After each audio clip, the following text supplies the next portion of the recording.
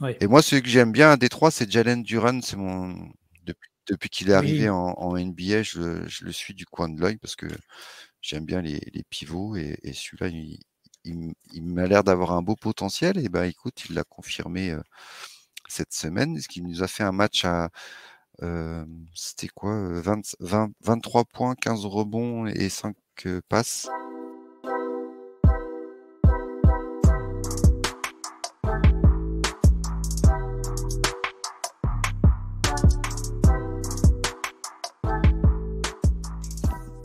Et salut à tous, salut à toutes, bienvenue dans Step Back, l'émission NBA des équipes de The Free Agent. Aujourd'hui, on est mardi et donc c'est la session du début de la semaine pour Step Back. Vous savez maintenant, il y a 2 émissions, une le mardi, une le vendredi, début de semaine, que vous allez passer avec moi-même et surtout avec Cédric. Bonjour Cédric. Salut Chris, bonjour à tous et à toutes. C'est un bonheur, ça y est, ça a repris, on a vu plein de matchs. Mais oui, Il se passe déjà plein de choses, c'est formidable. C'est vrai que c'est notre premier step back avec une reprise, avec des matchs qu'on a pu, un léger recul, on a pu, on a les yeux qui commencent un petit peu petits, tu vois, parce qu'il faut reprendre le rythme aussi, mais ça fait plaisir. Oui, c'est un peu dur, mais bon, c'est le prix à payer, hein, c'est ça, hein. Évidemment, on connaît ça depuis quelques années maintenant, on est habitué. Pour cette nouvel épisode de Step Back, on a décidé avec toute l'équipe Cédric et avec l'équipe du vendredi, Yannick, Arthur et Axel, de faire un petit conseil de classe. Voilà, nous on est comme ça, on va pas attendre le premier trimestre. Hop, au bout d'une semaine, tout de suite, on va sortir les carnets, les petits carnets de notes et surtout les carnets d'appréciation. On va vous proposer un petit conseil de classe à la sauce The Free Agent avec 4 catégories. Les 4 catégories, je vais vous les donner dans quelques instants. On va l'aborder avec Cédric dans cet épisode-là. Vous retrouverez les mêmes catégories, mais avec des équipes ou des joueurs différents dans le podcast de vendredi avec l'équipe de Yannick. L'idée, c'est de faire un conseil de classe chaque début de mois. Alors là, on est fin octobre, mais bon, le calendrier fait que on peut pas tourner le 1er novembre. Et chaque mois, on va pouvoir faire un petit conseil de classe comme ça avec toi, Cédric, et avec l'équipe du vendredi pour nous donner un petit peu nos appréciations, nos coups de cœur, nos coups de gueule sur des joueurs ou des équipes. C'est ça, on est quand même dans la semaine du début novembre, quoi, parce que Oui, oui, vendredi, on sera déjà en novembre. c'est ça. Donc c'est le timing est bon. Et en plus, c'était pas pour tomber dans les conclusions hâtives, même Mm. si là c'est un peu juste, on a que 2-3 matchs de recul, quoi. Mais voilà, c'est pour donner un avant-goût de ce qu'on a vu sur cette première semaine et voir comment ça va continuer tout ça. Ouais. Tout à fait. Et bah du coup, on va pouvoir lancer. Avant ça, donc les 4 catégories, évidemment, les 4 critères, on va dire, qu'on a sélectionnés pour ce conseil de classe-là. Alors, on aura les surdoués du premier rang, on a appelé ça comme ça. On aura le succès inattendu. Alors là, comme tu l'as très bien dit, c'est vraiment sur le début, sur une reprise. Donc, c'est sur 2 ou 3 matchs. On a quand même des équipes, on s'attendait peut-être pas à les voir bien performer sur ce tout début de saison, on va pouvoir en parler. On a les équipes où les joueurs peuvent mieux faire. Voilà, c'est un petit peu lambda, un petit peu moyen, on pouvait s'attendre à mieux. Et enfin, la dernière catégorie, les cancres, ceux qu'on retrouve en général près du chauffage, là, tu sais, tout au fond de la classe. Tout au fond, ouais. Euh, ouais, c'est ça. Donc, alors certains, on pouvait s'attendre à qu'ils le soient, d'autres des mauvaises surprises, mais l'idée, évidemment, au-delà de dire qui est bien, qui est pas bien, qui est cancre, qui est surdoué, c'est ensuite d'apporter de l'analyse et d'apporter des clés pour vous qui suivez la NBA au quotidien ou de façon un petit peu plus épisodique pour mieux appréhender ces équipes, ces joueurs et les matchs à suivre, évidemment. Le programme te convient ? Parfait. C'est parfait. Juste avant, on vous rappelle les réseaux sociaux de The Free Agent, Instagram, Twitter X, qu'est-ce qu'on a d'autre ? Il y a du TikTok, je TikTok. crois. Il y a Facebook qui traîne par là aussi, le site internet, bien entendu, et l'application pour pouvoir retrouver tous les articles. Il y a les scores, il y a les matchs, il y a les résumés, il y a plein de trucs. Ouais, n'hésitez pas à l'application à la télécharger. Ça nous fait un petit peu de soutien, ça met du baume au cœur. Ouais, ouais, en plus, elle est vraiment intéressante. Alors, on le dit toutes les semaines, on fait la petite pub, autopromo, mais Il faut. elle est vraiment en plus intéressante, elle est fluide. Donc, allez-y, franchement, n'hésitez pas. Vous ne regretterez pas votre petit téléchargement. En plus, elle est gratuite. Donc, aucune raison de ne pas aller sur votre Play Store ou sur, c'est quoi, Google Store ou l'app pour Pour Apple. Apple. Voilà, pour Apple, évidemment. On va attaquer. Allez, on a assez bavardé sur les présentations. On va commencer avec la première catégorie de notre conseil de classe, les surdoués. Les surdoués du premier rang. Je prends la main, Cédric, et après, évidemment, on rebondit ensemble sur ce qu'on a pensé. On sera peut-être pas d'accord, mais ce sera l'occasion de pouvoir en discuter. Alors moi, pour les surdoués, je vous avoue, j'ai pas fait dans la difficulté. J'ai pris le champion en titre, j'ai pris Denver, les Nuggets. Alors oui, champion en titre, mais champion en titre vraiment impressionnant sur cette première semaine et sur ces premiers matchs. 3 matchs, 3 victoires au moment où on tourne. Ce podcast, et même au moment où... Ah non, parce que quand vous l'écoutez mardi, il y aura eu un quatrième match, je crois. Ils vont jouer contre Utah, non? Il n'y a pas une histoire de... Ouais, j'ai pas regardé leur match. Ah, mais j'aurais dû commencer par ça. Bon, en tout cas, peu importe. En tout cas, 3 victoires en 3 matchs. Le premier match était l'opener, on s'en rappelle, contre les Lakers, remise de la bague à Denver et la victoire contre l'équipe de LeBron et Anthony Davis. Deuxième match contre Memphis, un petit peu plus poussif, on va dire, dans l'exécution, mais la victoire est là. Et le dernier match, c'était le premier Sunday Night de NBA que vous avez peut-être pu suivre sur beIN Sport, c'était dimanche soir à 20h30. En plus, c'était un horaire vraiment respectable. Et un match qu'on attendait pas mal contre OKC, contre une équipe du Thunder qui a montré des belles choses. Le match a été maîtrisé de quasi bout en bout par Denver, par le champion. Donc 3 victoires en 3 matchs. Le champion impressionnant, honnêtement, que ce soit sur les performances individuelles, je vais revenir sur certaines, ou même collectivement. On a l'impression, je ne sais pas pour toi, Cédric, mais que cette équipe, elle n'a pas arrêté de jouer en fait entre la fin des playoffs et leur titre et là la reprise 3 mois après. On a l'impression que ça continue à dérouler parfaitement et moi j'ai eu l'impression quand j'ai vu le match contre les Lakers et celui contre le Thunder en particulier, je me dis mais en fait on les a pas quittés les Nuggets, c'est toujours les mêmes, tu vois. C'est ça. Alors attends, j'ai juste été vérifié, ils jouent bien lundi soir contre Utah. Donc. Bon, alors peut-être que quand vous écoutez. Mais c'est à domicile, donc on verra. Alors, peut-être que demain, mais quand vous oui, pour revenir sur ce vas-y. disais, c'est vraiment le sentiment aussi que j'ai eu en les voyant, c'est que on a eu des champions par les saisons passées qui avaient du mal à se remettre en route. On disait qu'ils ont un peu encore des bulles de champagne dans la tête. L'été a été difficile. À Denver, non. À Denver, ils ont un objectif, on l'a dit déjà dans les previews, c'est le titre. Ils veulent le back-to-back, ils veulent fermer des bouches. Ils aiment pas la façon dont ils sont considérés et ils s'amusent. On voit que c'est fluide, ça prend plaisir, c'est appliqué. Les rotations défensives sur les switches, elles sont monstrueuses. Sur le premier match face aux Lakers, ils ont fait des passages, mais t'as beau essayer de décaler ton joueur, tu peux pas en fait.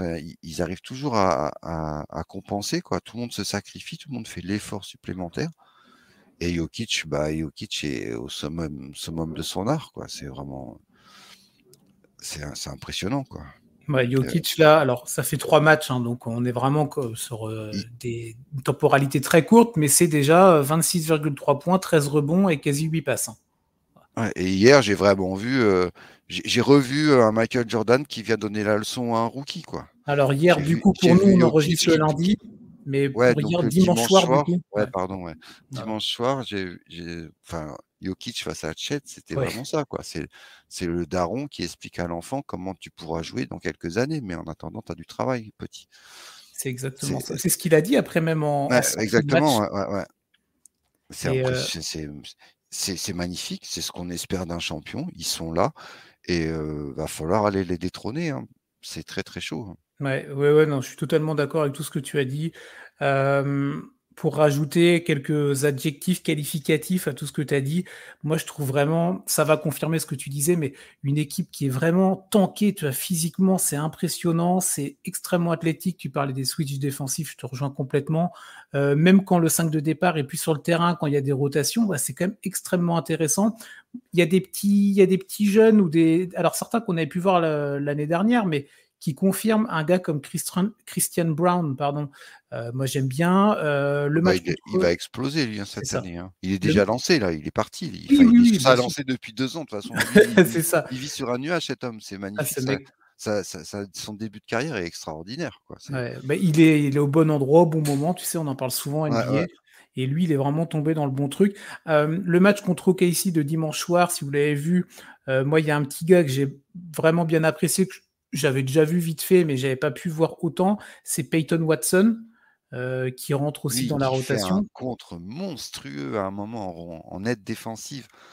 Bah, oh, si vous n'avez pas vu l'action, allez la voir. Franchement, c'est splendide. Mais ils sont vraiment intéressants. J'ai pris juste sur le tour pareil, le match contre le Thunder de dimanche, à eux deux, donc Brown et Watson, c'est 30 points, 11 rebonds. Donc c'est un apport qui est évidemment important, qui compte dans ce côté, dans cet effectif, mais ça montre à quel point tout le monde est impliqué, tout le monde est concentré, tout le monde est focus autour de Mike Malone qui pianote ça parfaitement. Un temps de jeu qui est limité aussi pour les stars, Jamal Murray, Nikola Jokic. Alors après, quand il y a un blowout comme il y a pu avoir dimanche contre le Thunder, ça facilite également le temps de jeu, mais c'est vraiment extrêmement bien géré. Moi, il y a une stat, j'en parlerai pour une autre équipe tout à l'heure, mais une stat, moi, qui compte parmi d'autres, mais on est dans une NBA où ça shoot beaucoup à 3 points. Le shoot à 3 points a pris une importance et une considération majeure maintenant dans les équipes. Parfois et même souvent à outrance. Et moi, en regardant un petit peu les stats sur cette équipe de Denver, toujours pareil, on est qu'en début de saison, ils sont dans le top 10 des équipes qui prennent le moins de shoot à 3 points. Donc déjà, il y a un côté, on va pas artiller à tout va comme il peut y avoir le cas du coup dans d'autres équipes NBA. Et tu peux corroler ça avec le fait, donc ils sont dans le top 10 des équipes qui en prennent le moins et ils sont dans le top 5 en termes de pourcentage de réussite. Donc ça veut bien dire que ils prennent pas beaucoup de shoot à 3 points par rapport au reste de la NBA, mais par contre que c'est une très bonne sélection de shoot. Tout ne rentre pas évidemment, mais il y a un ratio entre ce qu'ils mettent et ce qu'ils choisissent qui est vraiment intéressant. Et on voit que cette équipe-là, voilà, elle sait où elle va, elle connaît son plan de jeu. Et comme tu l'as dit, pour les déloger, ça va être ardu. Donc je Bah, sais pas si en tu as des fait, trucs à rajouter sur. bah, ils prennent les shoots que la défense leur Ouais. laisse et ils essayent toujours de trouver le meilleur joueur le mieux placé, peu importe que ça soit à 3, in the paint, Mhm. en alley-oop, enfin, c'est un régal pour les yeux, quoi, tout simplement, Ouais, même pour le basket en lui-même, parce que ça respecte bien le jeu, quoi.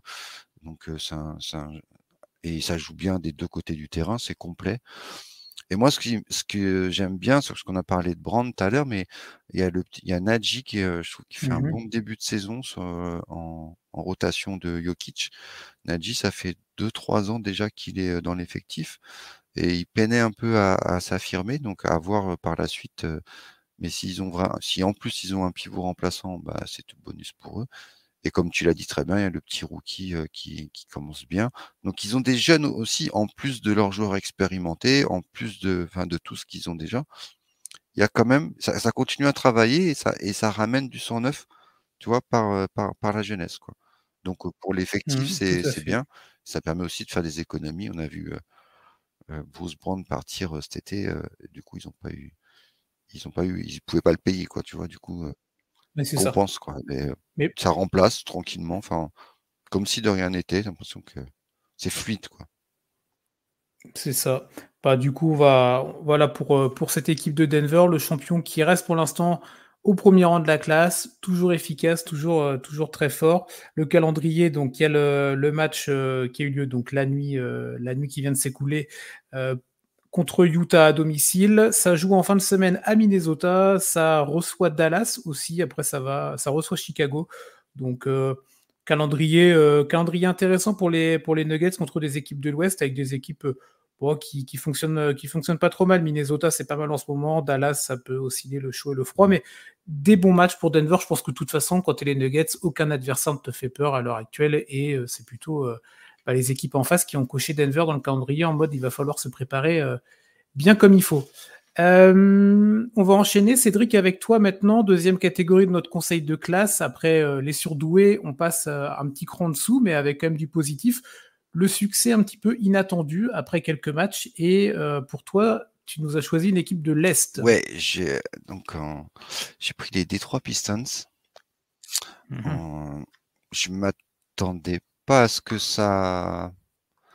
ça joue aussi bien, enfin qu'il y ait des prémices de beau jeu en fait dès le début de saison. J'ai l'impression qu'il y a la patte Monty Williams qui est déjà là. Ça se met en Mhm. place. Bon alors c'est jeune, hein, là oui sur cette semaine ils ont 2 victoires, une défaite, mais j'ai regardé vite fait la semaine prochaine, ils ont Oklahoma, Portland, les Pelicans, les Suns et Golden State en back-to-back pour finir Mhm. la semaine. Je pense que la semaine prochaine le bilan ne sera plus le même mais c'est pas là en fait ce qu'on attend de Oui. Détroit. Ce qu'on attend de Détroit, c'est qu'une équipe qui joue bien, qui propose un beau basket. Kate Cunningham revient de blessure et il en est à 22 points de Mhm. moyenne et 8,3 passes avec 44% au shoot et 39% à 3 points. Donc ça reste, tu vois, c'est du solide quoi quand même. Par contre, bon, il a 4,7 pertes de balles, donc ça c'est peut-être un peu son péché mignon à voir par la suite. Mais voilà, s'il y a un axe, après ça, vu qu'il touche beaucoup de ballons, forcément il y a aussi le fait qu'il en perde aussi. Ouais. Et moi, celui que j'aime bien à Détroit, c'est Jalen Duran. C'est depuis qu'il est arrivé Oui. en NBA, je le suis du coin de l'œil parce que j'aime bien les pivots et celui-là, il m'a l'air d'avoir un beau potentiel. Et ben, écoute, il l'a confirmé cette semaine, ce qui nous a fait un match à c'était quoi 23 points, 15 rebonds et 5 passes. Et donc il s'est classé deuxième meilleur joueur le plus jeune, juste derrière LeBron, à réaliser cet exploit en NBA dans toute l'histoire de la NBA quand même, histoire de quoi. Bon. Dès que tu te mets dans un record avec LeBron, en général, c'est que tu as fait quand même quelque Ouais, chose de pas voilà, mal. c'est pas mal quoi. Et sur ce début de saison, il est quand même à toi à 18 points, 15 rebonds, 4 passes et 2,7 contre. Donc voilà, Bien. pour une équipe de Détroit qui a beaucoup de talent sur les extérieurs, avoir un big comme ça dans la raquette qui est jeune, parce qu'il a que 20 ans, il vient juste d'avoir 20 ans Mhm. et plein d'avenir, ça fait plaisir. Et tu dis que là, ils ont une bonne base de travail euh, à faire à développer quoi. Et enfin, moi, j'aime bien aussi, toi, les équipes en reconstruction qui développent des jeunes et voir comment ça évolue. Donc c'est pas mal. Il y a il y a Ozar Thompson qui est leur rookie de cette année. euh, bon, au niveau des points, toi, il a que 6,3 points sur ses 3 matchs. Par contre, il prend 10,7 rebonds. Oh, Ouais, il fait quasiment il 5 fait passes, hein. quasiment 5 passes, 2,3 blocs. Et surtout, il est le meilleur rookie au rebond, quoi. C'est un arrière Bah, meneur, hein. Enfin, c'est pas censé. Alors, il est un peu grand, mais il n'est pas censé mhm. normalement être. Il est shooter, il est fort, quoi. Tu vois. Donc, il se sacrifie pour l'équipe. Donc, ça, c'est bon signe. Il y a Alex Burks qui est le troisième meilleur marqueur de cette équipe. Donc, Alex Burks, hein, qu'on connaît bien, qui a déjà roulé sa bosse un peu partout en Ah, c'est NBA. clair. Mais tu vois, il est toujours là, il fait le taf, il apporte de l'expérience dans un 5 majeur, c'est important. Et puis, tu as le petit Marvin Bagley. Je sais pas si vous vous rappelez de Marvin Bagley. The Third, Ouais, le le third troisième. qui a toujours eu du mal à percer. Ben là, alors oui, il est sur le banc, il joue que 15 minutes, mais il apporte quand même 11 points. Alors, 11 points en 15 minutes sur 3 matchs, ça fait quand même un beau ratio points de temps de jeu, Mhm. quoi. Et puis, comment ne pas parler de Kylian Hayes, qui a été titulaire sur ses trois premiers matchs. Mais euh, attention, Kylian, parce que Kylian, il est à peine 30% au shoot. Il est à Ouais. 25% à 3 points.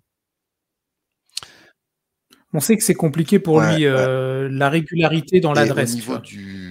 au niveau de la concurrence, derrière lui, il y a Jaden Ivey qui joue Mhm. 7-8 minutes de moins que lui, mais qui fait autant de passes et qui marque plus de points et qui a un bien meilleur, qui a 44% au shoot et 30% à 3 points, quoi. Donc attention Bah, Kylian, à un moment donné, cet écart entre les deux là, il y a un moment, les coachs ils vont dire bah il y en a un qui va retourner sur le banc et l'autre qui va passer titulaire, quoi, tu vois. mais tu prends le match contre Chicago, là, où les Pistons l'emportent, là.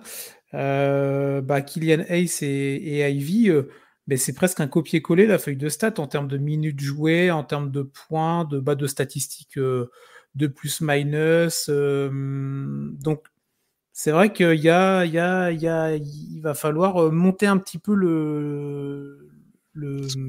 on va falloir monter en régime en tout cas pour le français, Ouais. pour maintenir sa place maintenir sa place dans l'effectif, oui, il va la garder, mais autant de temps de jeu, tu vois, il est Continuer à être titulaire, je pense c'est vraiment ça, c'est une ouais. chance pour lui.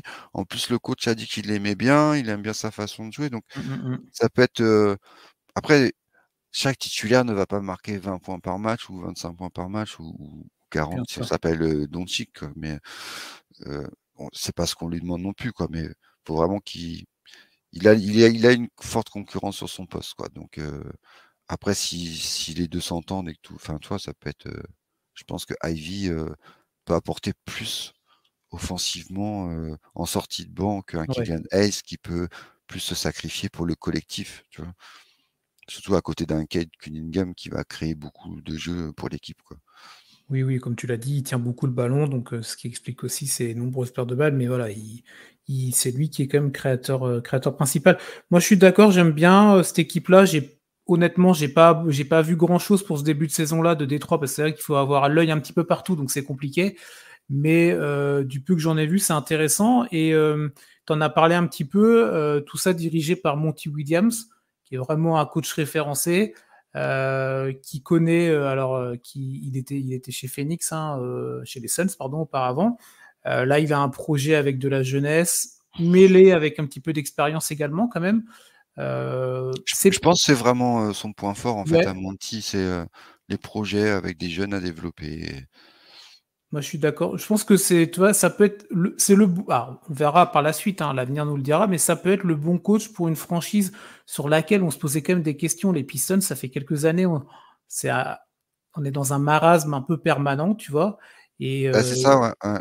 C'est pour et ça que là, c'est vraiment mon coup de hmm, cœur de la semaine, en fait, parce que tu as l'impression qu'il y a ouais, ça y est, ça prend, il se passe quelque chose, bah tu vois? on espère en tout cas pour eux, parce que l'année dernière, c'était quoi? Ouais, c'était 17 victoires, 65 défaites. C'était dernier à l'Est. C'était vraiment, c'était pas ça du tout. Donc, en tout cas, là, c'est pas mal. Bon, le calendrier que tu nous as donné a l'air Il assez est ardu dur, quand hein. même. La semaine prochaine est dure, ouais, ouais. Donc, Et pour l'instant, ils sont, 2e au rebond de toute la NBA, 3e au bloc et ok. 5e en passes décisives. Bon, bah, Donc ça fait quand même une base, solide, enfin, tu vois? c'est ça.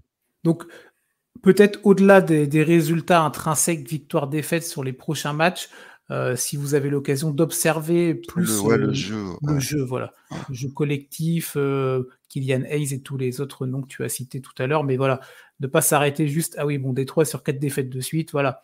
Essayez de voir un petit peu ce que ça peut donner durant le match, si vous avez l'occasion évidemment de suivre ces Pistons. On enchaîne, Allez, Cédric, là. Allez, on va partir maintenant dans les équipes, en tout cas dans une équipe catégorie ils peuvent mieux faire. Alors, peut-être certains vont dire oui, c'est un peu facile de taper sur eux, on est qu'au début de saison, tout ça, machin, mais oui, on n'est qu'à 3 ou 4 matchs dans ce début de saison, il faut faire des choix, mais on va essayer de nuancer, en tout cas pour les deux catégories à venir. Pour le peu mieux faire, moi je suis parti sur les Lakers, cette équipe de LA. Le bilan, il est de une victoire, deux défaites. La défaite en opener, donc contre Denver, hein, j'en ai parlé tout à l'heure. La victoire ensuite contre Phoenix. Alors Phoenix qui était sans Booker et sans Bill, si je ne m'abuse, il n'y avait que Kevin Durant. Je crois que c'est ça. Et la défaite, là, c'était dans la nuit de dimanche à lundi contre Sacramento. C'était pour les 20 ans l'anniversaire des 20 ans ouais, du King là, happy birthday qui avait LeBron. démarré. C'est ça, et la défaite donc contre les Kings En en prolongation, ouais, ça, prolongation. ouais. Ouais, voilà, donc ça s'est quand même battu. Donc voilà aussi pourquoi on nuance tout de suite. Voilà, il y a une défaite, certes en prolongation, mais bon, sur le bilan, on est à 2 victoires et une défaite, sachant que donc nous, on enregistre lundi après-midi et comme pour Denver, les Lakers joueront dans la nuit de lundi à mardi contre Orlando. Ce sera le retour à la crypto.com. Donc, vous serez en train d'écouter le podcast, vous aurez eu le résultat contre Orlando. On verra ce que ça donnera. Est-ce qu'ils seront à 2-2 ou à 1-3? Mais en tout cas, à l'heure où nous on tourne, le bilan est à 1-2. Au-delà des chiffres, une victoire de défaite. Oui, la défaite contre Denver, il y avait rien de choquant, on en a parlé tout à l'heure, avec une équipe, ça déroule, on va pas refaire ce qu'on a fait il y a 10 minutes sur cette équipe des Nuggets. Il y avait rien de honteux à perdre contre Denver et beaucoup d'équipes vont perdre contre eux cette année. Le calendrier est pas si évident que ça, hein, quand on regarde les 3 équipes, nommées précédemment. Donc là, il y a le match contre Orlando, il y a la confrontation contre les Clippers un peu plus tard dans la semaine. 1er match du derby de Los Angeles, donc un calendrier, il y a des calendriers plus simples, en tout cas pour entamer. Au-delà de ça, rappelez-vous, le premier match en opener contre Denver, on en avait beaucoup parlé. C'était cette seconde période d'Anthony Davis, 0 points, un impact quasi nul. On se rappelle également de LeBron qui avait joué moins de 30 minutes le premier match. Il en avait parlé en conf de presse. Il avait dit bon bah alors par contre moi ça va pas être possible. On a bien vu que les plans avaient vite été changés du côté de Darvin Ham. Le match contre Sacramento, qui était certes en prolongation, LeBron fait 39 minutes de temps de jeu. Alors, on va attendre de lui qu'il soit entre ses 29 et ses 39, évidemment, hein. Pas autant, mais pas aussi peu que le premier match. Darvin Ham en a parlé dans la défaite contre Sacramento. Son axe principal de travail, c'était les rotations sur lesquelles il allait devoir travailler, peaufiner, ajuster le tir. En même temps, c'est normal, hein, on est sur un début de saison. L'effectif a été un petit peu chamboulé aussi du côté de LA. Bon, après, à LA, ça se chamboule tous les 6 mois de toute façon. Donc, il faut travailler ces rotations. Il y a l'absence de Jared Vanderbilt. Alors, c'est pas un nom flashy, tu vois, c'est pas le premier nom auquel on pense quand on parle des Lakers, mais ça reste un mec qui a montré des belles choses avec la tunique jaune et violette. Là, il est absent, il est encore absent pendant un petit moment, donc il faut arriver à retrouver un collectif sans lui. L'intégration de Gabe Vincent, qui vient de Miami, alors ça peut être intéressant à voir comment il va se greffer dans ce moule un petit peu des Angelinos. Gabe Vincent, shooter à 3 points et qui va être important pour cette équipe des Lakers. Tout à l'heure, je vous parlais des pourcentages des shoots à 3 points du côté de Denver que j'appréciais en termes de pourcentage pris et de sélection de shoot. Alors les Lakers, on n'est pas sur les mêmes catégories statistiques, hein. C'est dans le top 5 des pires équipes au pourcentage à 3 points. Alors ça, c'est pas une surprise, on savait qu'il manquait des shooters du côté des Lakers. Ça avait été une demande plus ou moins officielle. En tout cas, on se rappelle des déclats de LeBron qui disaient on n'a vraiment personne pour shooter dans l'effectif. Il y a eu du travail qui a été fait, l'arrivée de Gabe Vincent en particulier, mais pour l'instant, voilà, il faut que tout ça se mette en place, il faut que la mayonnaise prenne. Ce qui est positif quand même là-dedans, pour rester sur vraiment la stat 3 points et ce côté style de jeu, moi j'avais une crainte, je sais pas si tu l'avais entendu, Cédric, une déclat de Darvin Ham, alors c'est des déclats de début de saison, où ça parlait de faire shooter Anthony Davis beaucoup à 3 points. Je sais pas si tu l'avais entendu, Ouais. celle-là. Ouais. Honnêtement, moi, ça m'avait un peu inquiété. Je me sais pas du tout. C'est pas ça qu'on a. Bon, en tout cas, moi perso, c'est pas ce que j'attends d'un joueur du calibre et du physique d'Anthony Davis. Ce qui me rassure pour l'instant, c'est qu'il n'en est qu'à 2 shoots à 3 points pris par soir et il en met un à chaque fois. Donc, pour l'instant, il est sur un ratio extrêmement petit. On espère on a connu aussi du Davis et du LeBron. Artiller à 3 points, jouer la facilité de je vais pas aller me fatiguer à l'intérieur. Alors pour des raisons diverses, hein, LeBron c'est plus par rapport à son âge et son physique. Davis c'est peut-être plus aussi par flemme, je pense parfois. Et le côté et vouloir montrer le côté je suis peut-être un big man mais je peux aussi shooter. Oui et non parce que tes pourcentages en carrière sont pas terribles, Anthony. Donc peut mieux faire dans le sens où c'est vrai que voilà le bilan est assez, pour l'instant, est à 1-2. Il sera peut-être à 2-2 quand vous écouterez le podcast ou à 1-3 selon le résultat contre Orlando.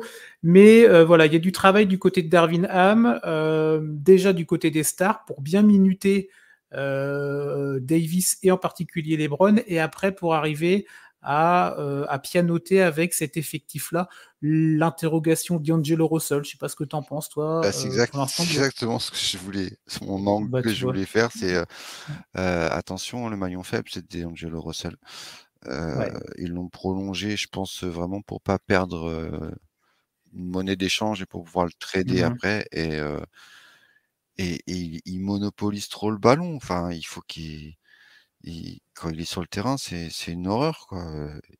il est pas dans le tempo, il est pas, enfin, j'espère qu'il va me faire mentir dans les semaines à venir, tu vois, et qu'il va Oui, retrouver son niveau parce que c'est reste un joueur exceptionnel. Mais pour l'instant, je le sens pas à l'aise, quoi. Et comme tu dis, Gabe Vincent, il est pas là pour rien. Il est pas là pour être remplaçant, je pense pas dans sa tête, hein. c'est ça. Bah non, non, Donc, attends, il était finaliste NBA c'est aussi, tu ça, vois, quoi. donc Donc il y a peut-être un peu aussi ce malaise-là, tu vois, entre les joueurs. Et oui, pour l'instant, clairement, la mayonnaise du très bon été au niveau recrutement qu'ils ont fait mm, ne prend pas aussi bien qu'on aurait pu l'espérer. Mais c'est pour ça que c'est dans les peut mieux faire et pas dans la catégorie d'après. C'est qu'on se doute bien que ça, il y a un moment, ça va marcher et que ils vont prendre leur rythme de croisière, comme on dit, quoi. exactement.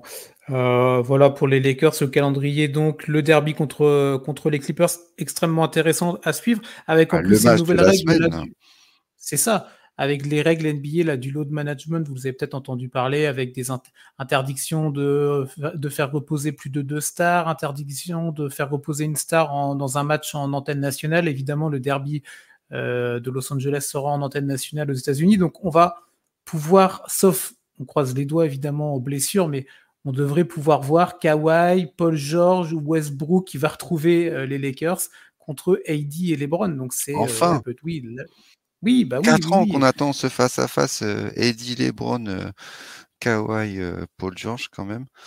Donc, Ça va faire, ça va être cool. Ça, et alors après, à observer, donc la semaine du 5 au 11 novembre, les Lakers qui sont en mini road trip, donc ils vont partir en déplacement à Orlando, à Miami, intéressant, à Houston et à Phoenix. Ils terminent le road trip à Phoenix, pas simple.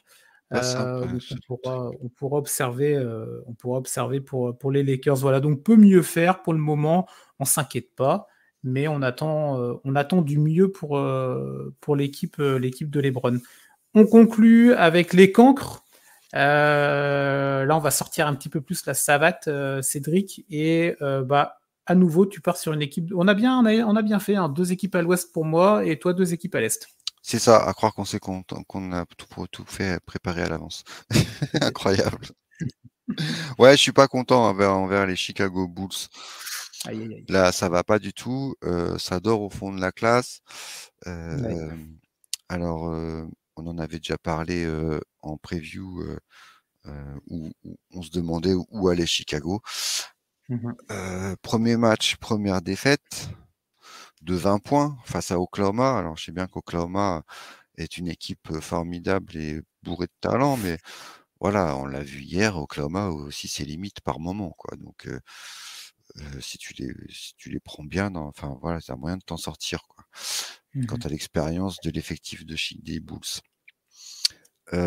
Faut savoir que les Bulls, donc sur leurs 3 premiers matchs, c'est la 25e attaque de la NBA.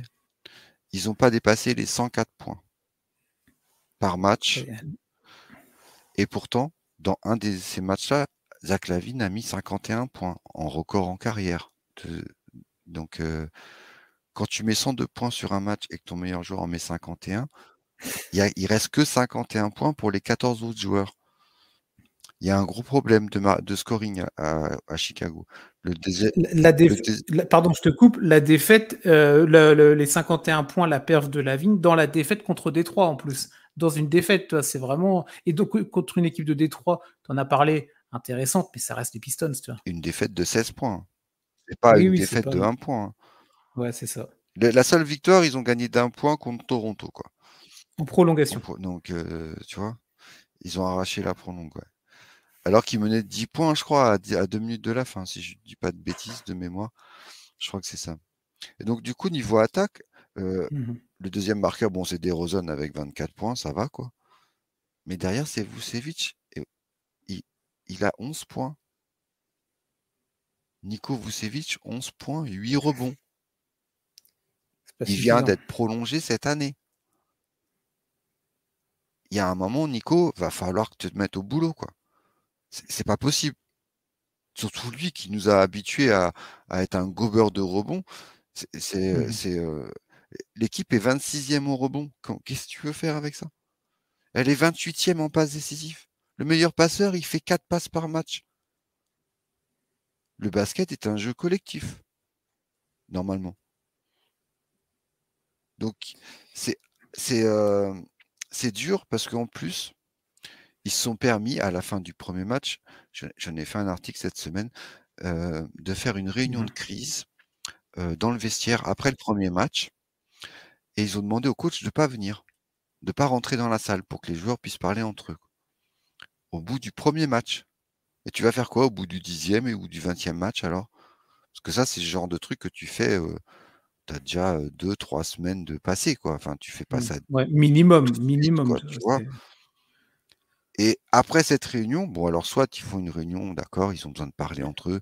C'est vrai qu'ils se sont vus pendant l'intersaison, ils ont fait la préparation de la saison. Pendant 15 jours, ils étaient ensemble. Mais apparemment, je sais pas, ils ont pas le temps de se parler. Il faut que ce soit après le premier match. Et donc après, ils ont réussi à avoir une victoire d'1 point face à Toronto en prolongation. Et après, ils se prennent une rousse par Détroit. Donc la réunion, elle vous a servi à quoi, les gars? À vous mettre d'accord que Zach LaVine, il faut qu'il mette 50 points tous les soirs, comme ça, il va pouvoir être tradé? C'est quoi le projet des Chicago Bulls, en fait? Là, c'est un marasme total, là. Parce que lequel va partir le premier, en fait? Une des 3 stars ou le coach?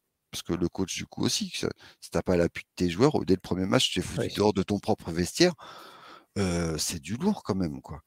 Bonjour l'ambiance, quoi. On a fait que 3 matchs, hein. Donc, j'espère pour eux qu'ils vont se relancer et vite. Mais quand tu vois le programme qu'ils ont la semaine prochaine, ils vont à Indiana, ils vont à Dallas, ils reçoivent les Nets et ils vont à Denver en back-to-back. Compliqué. Et oui, parce que pour l'instant, les 3 équipes que tu as citées, les adversaires, sans leur faire offense, on n'est pas sur des équipes qui visent le titre. Hein, ouais. Indiana, ils ont mis 143 points à leur premier match. Dallas, Lucas Magic. Les Nets, bon, peut-être les Nets, quoi, tu vois. Et Denver, après, à Denver, en plus, en haute altitude, alors que tu as joué la veille, ce match-là, c'est mort. Non, mais je te rejoins. Donc, gros carton rouge pour Chicago parce que ils ont le talent, ils ont les joueurs d'expérience, enfin, ils ont tout, mais il n'y a rien qui prend, quoi. Donc, j'ai peur que ça aille dans le mur. Après, j'espère me tromper, hein, mais... Ouais, mais tu vois, ça rejoint. En fait, j'ai l'impression qu'on refait la preview des Bulls qu'on avait faite il y a 2 semaines quand on avait fait le premier step back. Ouais, il y a des individualités. Tu en as parlé. Lavigne, il est en plein de 51. Oui, tu as des joueurs d'expérience. Vucevic, DeRozan, Caruso. C'est des mecs quand même intéressants. Kobe White aussi, ça peut apporter quelques trucs. Mais ah ouais, c'est. Tom, quand j'ai entendu, je l'avais déjà oublié à quel point la NBA va vite, mais c'est vrai que quand tu as rappelé l'info de la réunion de crise au bout d'un match, pardon, mais j'ai toussé. Toi, je ne vais pas revenir sur tout ce que tu as dit, mais non, en fait, non, c'est qu'il y a un schisme, il y a un marasme, il y a un truc, il y a quelque chose. Et c'est vrai que Billy Donovan, je vais peut-être pas le mettre numéro 1 de la liste des coachs qui peuvent sauter, si on devait faire une liste qu'on ne fera pas, mais en tout cas, il est haut placé. Voilà, il est mal placé, quoi. Ouais, oui, voilà, ça dépend comment on se place. Mais oui. Moi, ouais, c'est vrai que j'attendais pas grand-chose de Chicago. On n'en est qu'à 3 matchs, donc pas de conclusion hâtive comme on a dit en début de podcast. Mais c'est vrai que pour l'instant, les 2-3 premières rencontres sont quand même pas folichonnes. Le jeu proposé est pas dingue, les résultats ne suivent pas. Et même quand une de ces joueurs stars claque une énorme performance, l'équipe, elle n'arrive pas à gagner. Donc c'est pas terrible, tu vois. Et le calendrier, comme tu dis, ne va pas aller dans le sens, mais en même temps, c'est un calendrier NBA. Tu sais que tous les soirs ou tous les 2 soirs, tu vas avoir des adversaires de plus ou moins gros calibre, et qu'au bout d'un moment, tu dois tous les affronter. Donc, va falloir se réveiller du côté de Chicago, ouais. Ouais, puis j'ai été voir un peu ce que disaient les fans de Chicago sur le côté français, mais ils se font chier. Enfin, ils le disent clairement, quoi. C'est galère à regarder, quoi. T'as pas envie de regarder. Enfin, t'as pas envie de regarder Chicago. Faut dire ce qui est. À l'heure d'aujourd'hui, t'as pas envie de regarder les Chicago Bulls jouer, quoi. Et c'est pas normal. C'est ça, c'est dommage quand tu vois d'entendre la phrase on n'a pas envie de regarder les Chicago Bulls, tu vois, quand on suit la NBA. Alors oui, le passé c'est le passé, faut avancer. Mais ça fait mal d'entendre ce genre de phrase, c'est dur, tu vois, c'est une franchise historique avec une vraie histoire, une identité, il y a quelque chose, il y a un maillot, il y a, toi, c'est visuel, ça prend aux tripes.